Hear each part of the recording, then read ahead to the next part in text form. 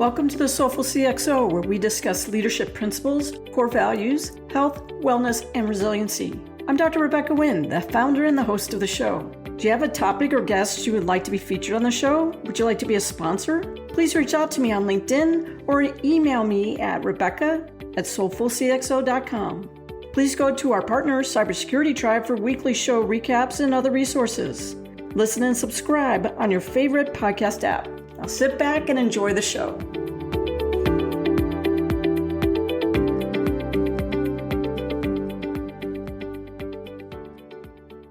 Welcome to the Soulful CXO. I'm your host, Dr. Rebecca Wynn, and we are pleased to have with us today Deborah Benton.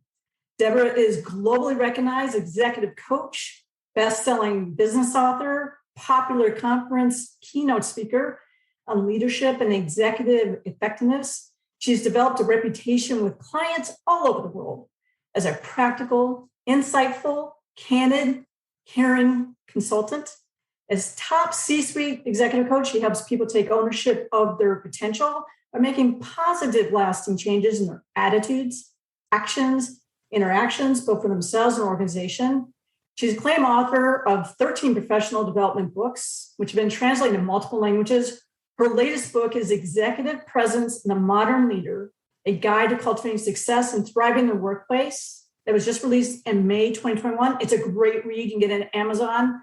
I've read it several times. Her client list is a who's who of who's who: Microsoft, Citicorp, Kellogg's, Campbell's, GE, AT&T, American Express, Pepsi, United Airlines, Time Warner, McKinsey & Company, Verizon, Dell, Kraft Food, NASA, Hollywood's Elite, Washington Beltway, and that's just to name a few. She's appeared on shows such as Good Morning America, Today, CNN, and has written for Wall Street Journal, Financial Times, Harvard Business Review. She is absolutely the speed dial executive coach you need to have. She's on my speed dial. Deborah, welcome to the show. Oh my gosh. I wish my mother was alive to hear that introduction. She is sending good vibes down from heaven to you right now. Oh, thanks, Deborah. Deborah, I have to start the show.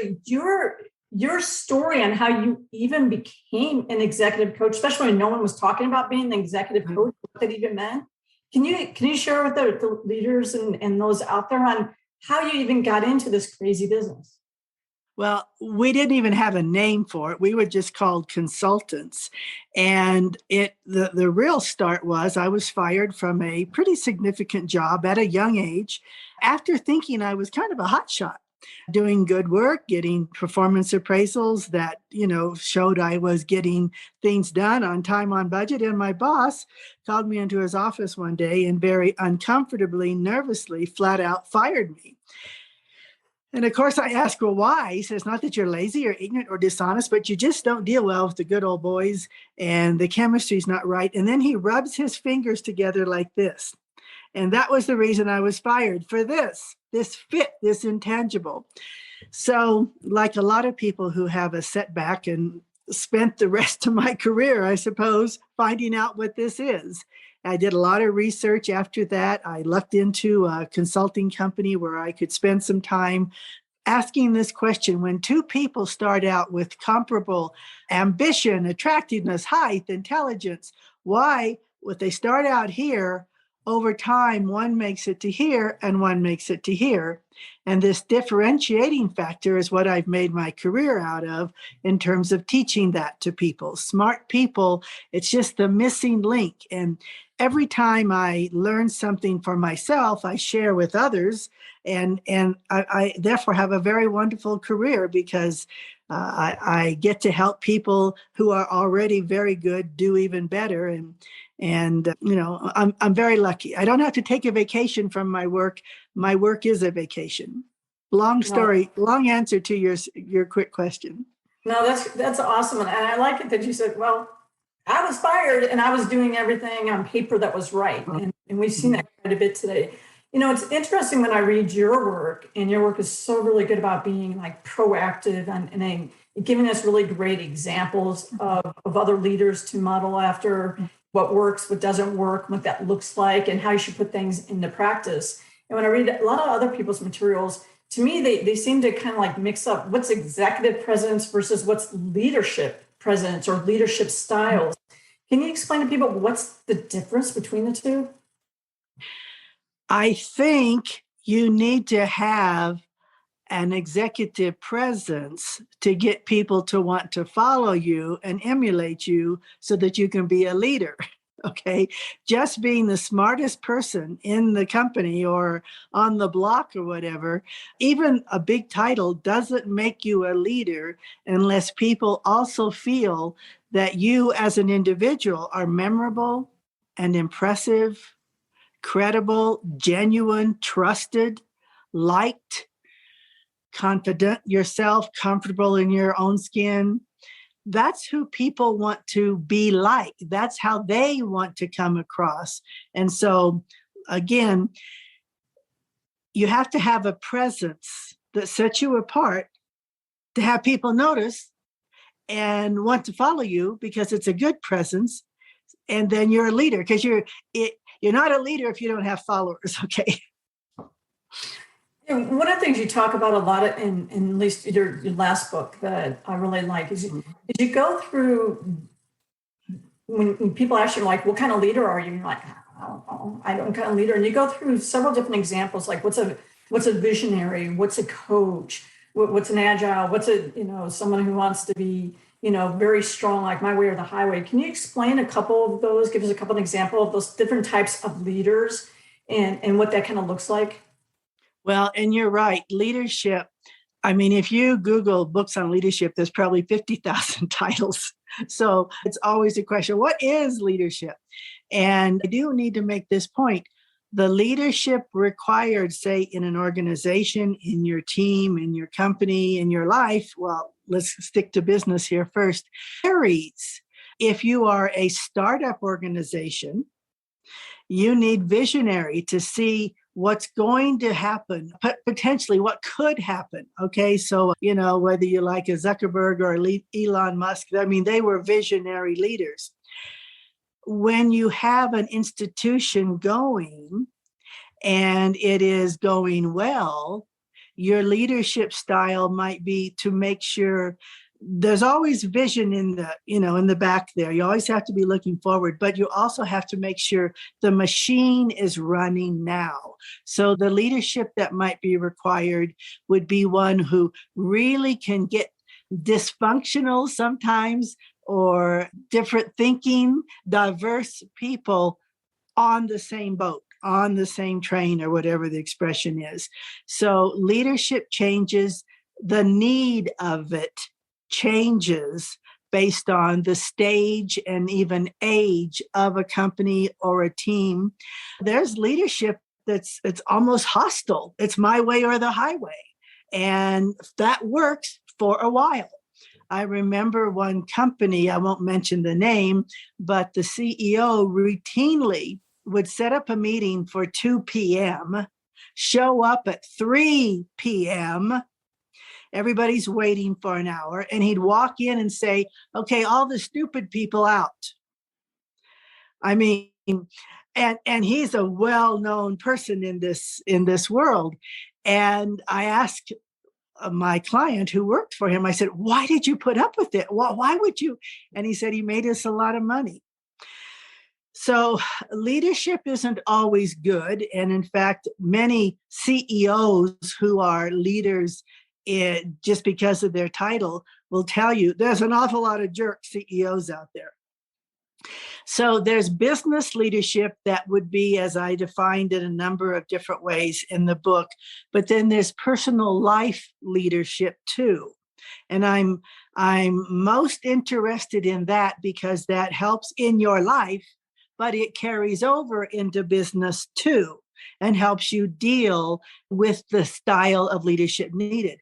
But the personal leadership of being someone who is considerate, maintains others' self-esteem, accepts others' character, motive, and ability without judgment, who expects acceptance for themselves, that's the kind of personal leadership that is strongest and overriding all styles in all times and all needs. Right now, everybody listening and watching You're the CEO of your life. Years ago, I thought of writing a book called Good Lovers Make Good Leaders. And I don't mean in a sexual tense. I mean good lovers in terms of a positive relationship, a healthy relationship personally with someone face to face that you're with all the time. Those same skills are what's needed in business, but you don't always find it. I'll stop and try to be more succinct. It's one of the things is when you talk about being authentic and trying to find out who you are as a person, I think that's really key. And one of the things that we see quite a bit is either people are in positions or they might apply for positions, and then they get in those positions and it feels like, what's being termed as imposter syndrome. And one of the things that you really address really well in all your books is that imposter system is not that you're being an imposter, is that you're not really being able to be your authentic self, and how to recognize that sooner than later. Can you walk us through a little bit of that? Because one of the things is, a lot of times when people talk about executive presidents and everything else, it's always about you, and you have to fix you. And sometimes you're really just in bad situations that maybe you need to spin yourself out of. Well, that's a very good and kind of a good question and kind of a deeper issue than maybe I can address here briefly. But I do want to say on the imposter syndrome expression, which you hear a lot, most everybody feels it. All right.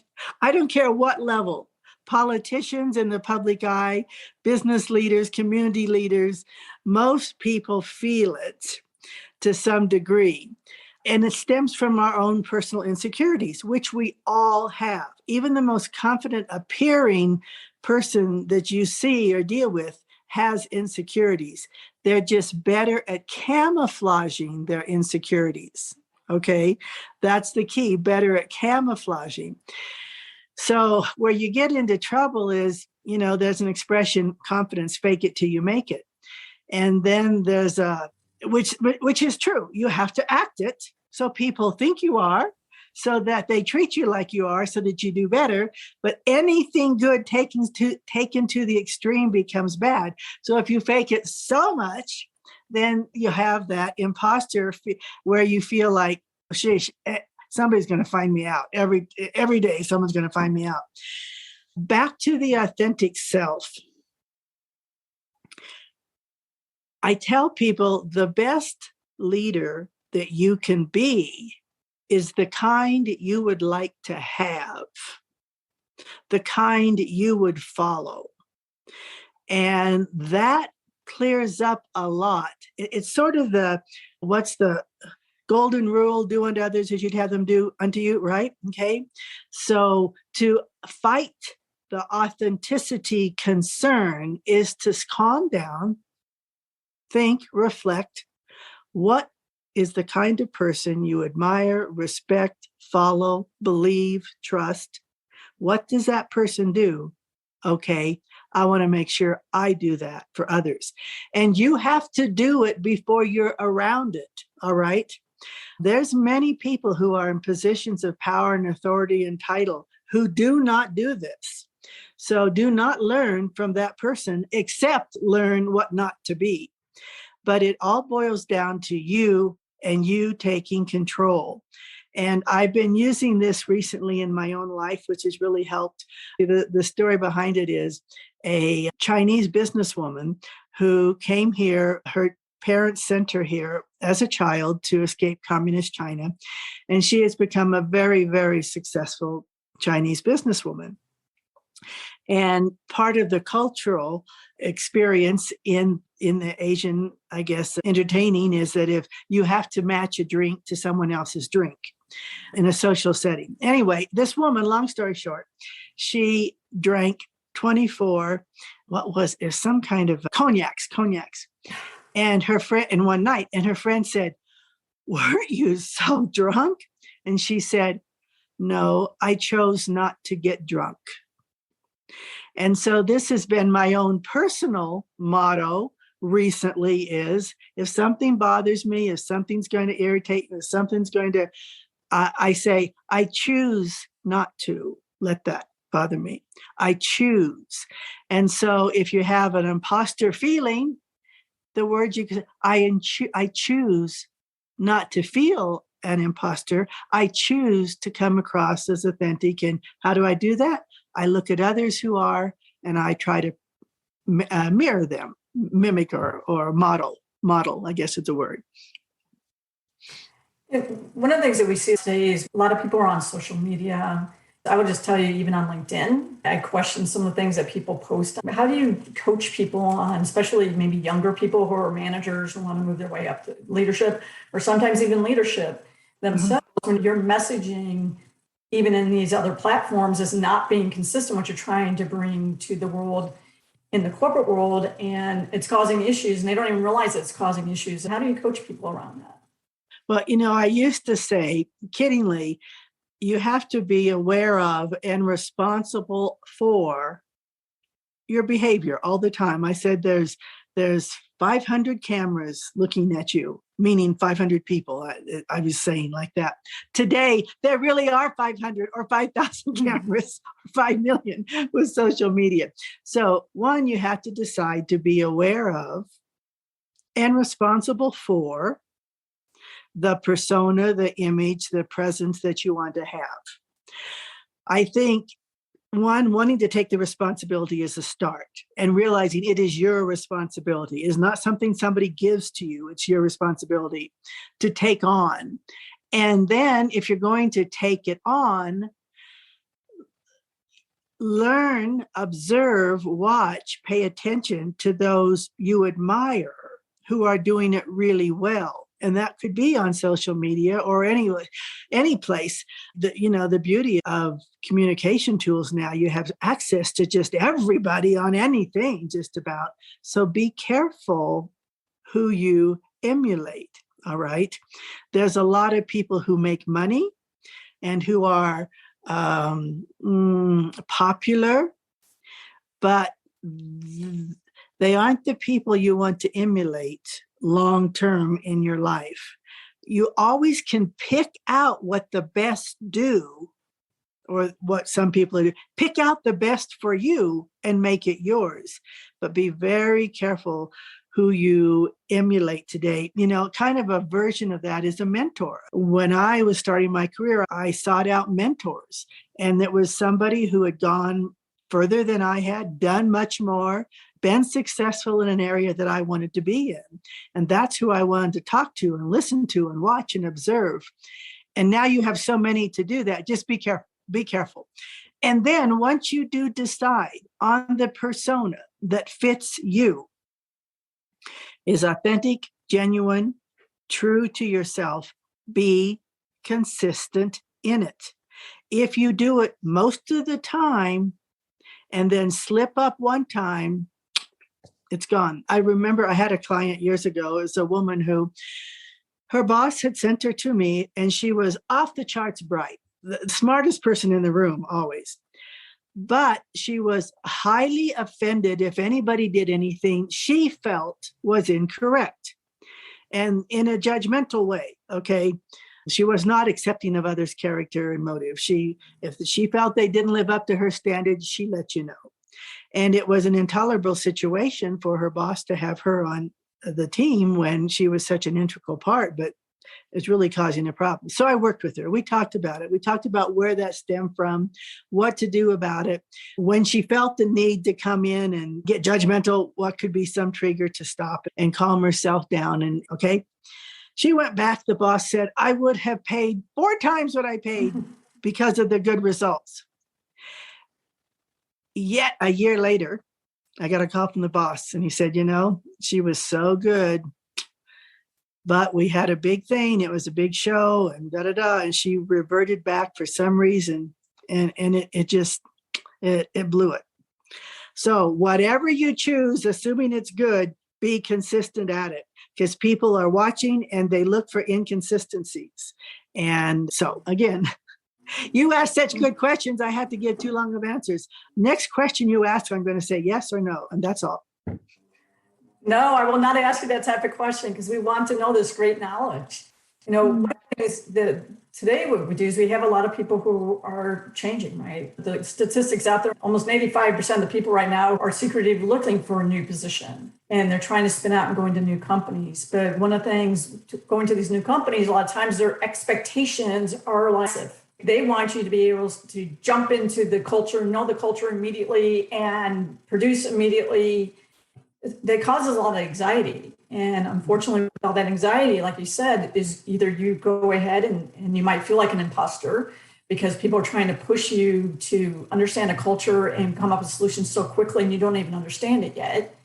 And you're trying to read how other people are, how they're interacting at the same time. And that I already get anxiety just even talking about it. How do you coach people in these changing times going into these new roles? How can you try and balance that and keep your internal peace so that you can go ahead and make those great connections? And if you do have a misstep, for people to forgive you and not to be able to go ahead and just, the throwaway culture, right? You messed up once, you're out. I think that's wrong for companies to do that. But a lot of companies do that. How do you coach people around trying to balance that? There are expectations on both sides. Employees are much more demanding of the culture of the manager of the company that they're working for, much more demanding than they've ever been in history. And if it's an old school manager, it's a little tough for him or her to not expect someone to just do what he or she's told to do. Okay. So there's expectations on both sides. And the good thing about so much information out there is you can do due diligence before you join on a company.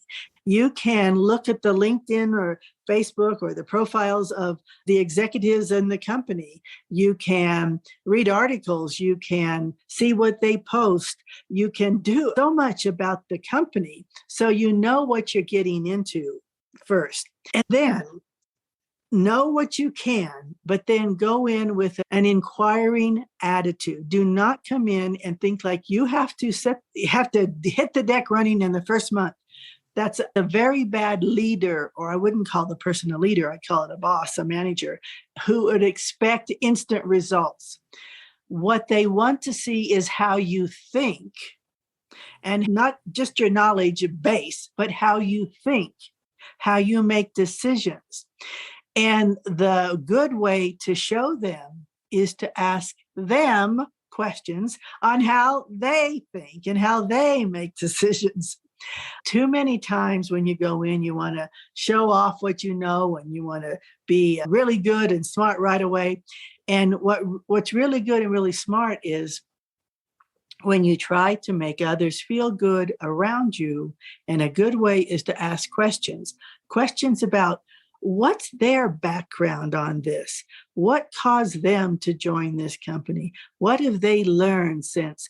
What would they do differently the next time? What do they want to achieve in their job? My manager, what do you want me to achieve? What do you want? What's our goal in our team? What don't we want to mess with? What do we want to have stay the same? What do we want to maintain? And what do we want to avoid? What don't we want to happen? What do we need to do to make sure we don't have something that we're not looking, that we don't want? The point is questions for a new person going into a company. Okay. 80% of the conversation should you be asking questions. Now, it doesn't mean don't do your work, but this is a way to see the honesty of the person you're dealing with too. You go in with as much knowledge as you have about the situation, the job, the function, etc. But when you ask these questions, then you learn who's aligned with what the public persona has been.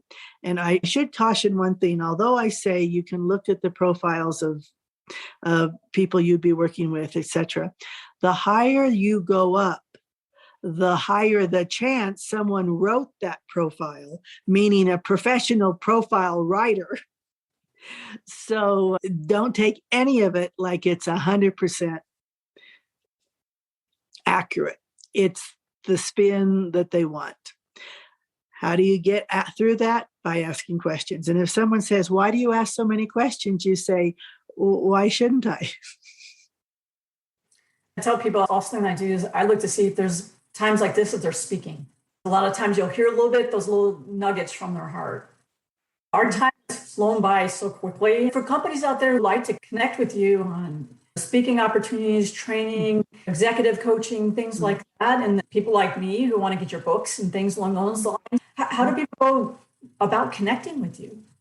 Well, it's so easy today, deborahbenton.com.